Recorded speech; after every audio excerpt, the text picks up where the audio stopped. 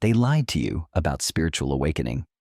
Every guru, every book, every meditation app promised you that enlightenment would bring eternal peace, blissful happiness, and an end to suffering.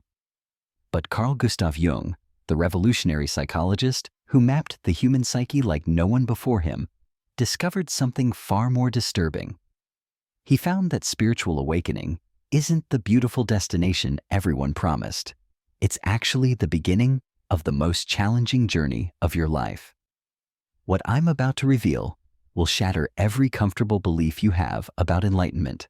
Jung's research uncovered 8 brutal truths about life after awakening that no one talks about, truths so unsettling that most spiritual teachers refuse to acknowledge them. These aren't feel-good platitudes or inspiring mantras. These are the raw, unfiltered realities that await anyone who dares to truly wake up.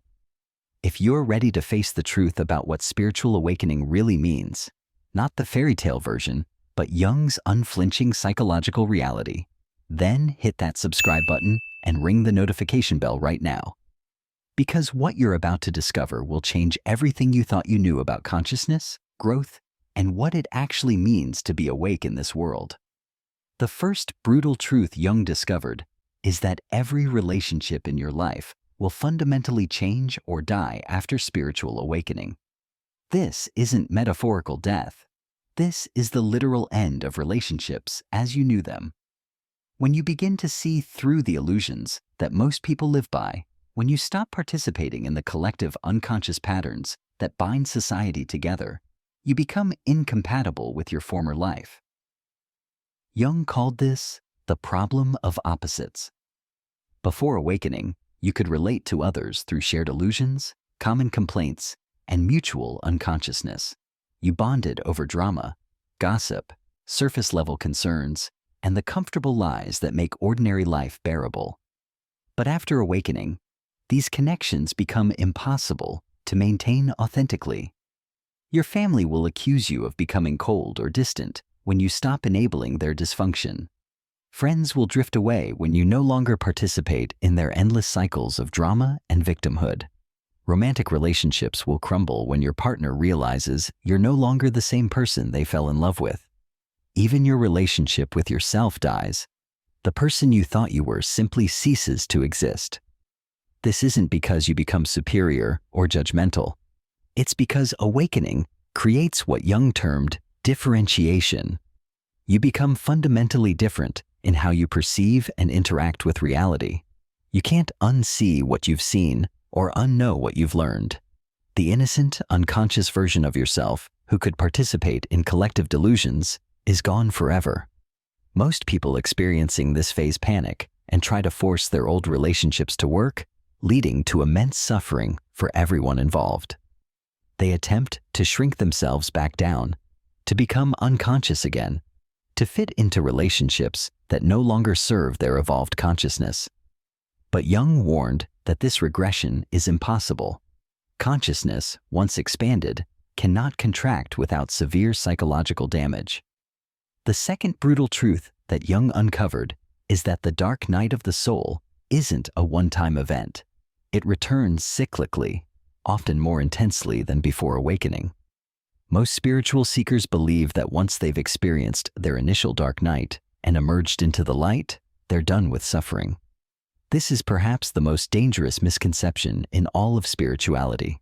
Jung discovered through his own psychological breakdown and subsequent recovery that what he called the confrontation with the unconscious is not a linear process with a clear beginning and end. Instead, it's a spiral journey where you repeatedly descend into deeper layers of darkness, each time confronting more sophisticated and challenging aspects of your psyche. After awakening, your consciousness becomes more sensitive, more aware, more finely tuned to both light and shadow. This heightened sensitivity means that when the dark periods return, and they will return, you experience them with an intensity that can be overwhelming. You feel the world's pain more acutely. You perceive the depths of human suffering with crystalline clarity. You become aware of cosmic loneliness and existential terror that most people successfully avoid through unconsciousness. What makes this particularly brutal is that you can no longer use the old coping mechanisms that once provided comfort. Alcohol, drugs, mindless entertainment, shopping, casual relationships, and other forms of spiritual bypassing no longer work. Your awakened consciousness sees through these distractions immediately. You're left naked and exposed to the full intensity of existence without the protective buffer of unconsciousness. Jung called this the privilege of pain, the understanding that those who wake up must bear a greater share of consciousness, and with it, a greater capacity for both suffering and transformation. Each return to the darkness isn't a failure or regression. It's an initiation into deeper levels of awareness and responsibility. The cycles become more subtle but more profound. Instead of obvious external crises, you might experience existential emptiness, cosmic loneliness, or what Jung termed the transcendent functions demand. The psychological pressure to continuously evolve and integrate opposing forces within your psyche. These aren't problems to be solved, but ongoing conditions of awakened consciousness. Most people at this stage either try to spiritual bypass their way out of the darkness through positive thinking and denial, or they become convinced they're going backwards in their spiritual development. Neither response serves the awakening process. Jung taught that embracing these cycles as necessary components of consciousness expansion is essential for genuine psychological and spiritual maturity. The return of darkness isn't evidence that awakening was fake or that you failed. It's proof that you're evolving beyond the simplistic notion of enlightenment as permanent bliss into the more complex reality of consciousness as an ongoing, ever-deepening process of becoming. The third brutal truth Jung discovered is that everything becomes unbearably meaningful after awakening. This might sound like a gift, but it quickly becomes a psychological burden that most people are unprepared to carry. When your consciousness expands beyond ordinary perception, you begin to see the interconnectedness of all things, the symbolic significance of every event, and the deeper patterns underlying seemingly random occurrences. Jung called this the activation of the transcendent function, the ability to perceive meaning where others see only chaos or coincidence. Every conversation becomes loaded with psychological significance. Every relationship reveals archetypal patterns. Every challenge presents itself as a precisely designed lesson for your evolution. Nothing feels random anymore, and this constant awareness of meaning can become overwhelming. Before awakening, you could dismiss difficult experiences as bad luck or unfortunate circumstances. You could watch the news without feeling personally responsible for the world's suffering. You could observe other people's dysfunction without recognizing your own shadow projections. But after awakening, this protective ignorance disappears. You see your complicity in every dynamic, your responsibility for every interaction, and your connection to every form of suffering on the planet. This hyper-awareness of meaning extends to your dreams, which become incredibly vivid and symbolically rich. Jung spent decades analyzing his own dreams and discovered that after psychological awakening, the unconscious begins communicating more directly and intensely through dream imagery. What once might have been simple dreams become complex initiations, profound teachings, and sometimes terrifying confrontations with aspects of your psyche you didn't know existed. Synchronicities multiply exponentially, creating what Jung termed meaningful coincidences that feel like messages from the universe itself. While this can be initially exciting, it quickly becomes exhausting when every license plate, overheard conversation, and chance encounter seems to carry personal significance. You find yourself constantly trying to decode reality instead of simply living it. The burden of meaning also extends to your past, as awakening often triggers what Jung called retrospective illumination. Suddenly, every painful experience, every relationship, every mistake makes perfect sense as part of your soul's curriculum. While this can bring healing and understanding, it can also create overwhelming guilt and regret as you see how unconsciously you operated for so many years. Perhaps most challenging is the recognition that your suffering serves a purpose beyond your personal growth. Jung believed that individuals who undergo genuine awakening become what he called carriers of consciousness for the collective. Your pain isn't just your pain, it's humanity's pain working through you for transformation. Your healing isn't just for you, it's for the healing of the collective unconscious. This cosmic perspective on meaning and purpose can leave you feeling like you're carrying the weight of the world on your shoulders, because in a very real psychological sense, you are. The fourth brutal truth Jung uncovered is that your greatest gifts will begin to feel like curses. After awakening, the very abilities that once brought you joy and purpose often become sources of profound isolation and burden. Your heightened intuition means you can see through people's facades, but this gift becomes torturous when you're surrounded by deception and self-delusion. Your expanded empathy allows you to feel others' pain deeply, but this sensitivity becomes overwhelming in a world full of suffering. Jung experienced this personally when his psychological insights, which had brought him professional success and recognition, began to feel like a curse. He could see the unconscious patterns playing out in every person he encountered, but this knowledge often left him feeling isolated from genuine human connection.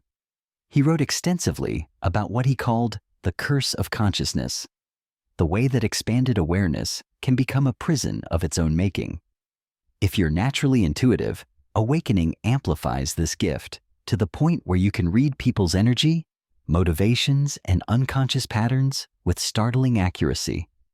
But this ability becomes a burden when you realize that most people don't want to be seen so clearly, and your insights often make others uncomfortable. You find yourself constantly editing your perceptions to maintain relationships, which creates internal tension and authenticity conflicts. Creative gifts also transform in challenging ways. Artists, writers, and musicians often find that their creative process becomes more intense, but also more demanding after awakening. The muse that once brought inspiration now demands nothing less than complete truth and authenticity. You can no longer create superficial work or art that doesn't serve consciousness expansion. This higher standard can make the creative process feel like a relentless taskmaster rather than a source of joy. Healing abilities, whether developed through training or naturally emerging through awakening, become particularly burdensome. You begin to see the pain and dysfunction in everyone around you, and you feel compelled to help. But Jung discovered that this compulsion to heal others often stems from the helper's own unconscious need to avoid their personal shadow work. The gift becomes a distraction from your own continued evolution. Perhaps most challenging is the gift of seeing truth clearly. After awakening, you can no longer participate in collective illusions or social pretenses that once made life comfortable.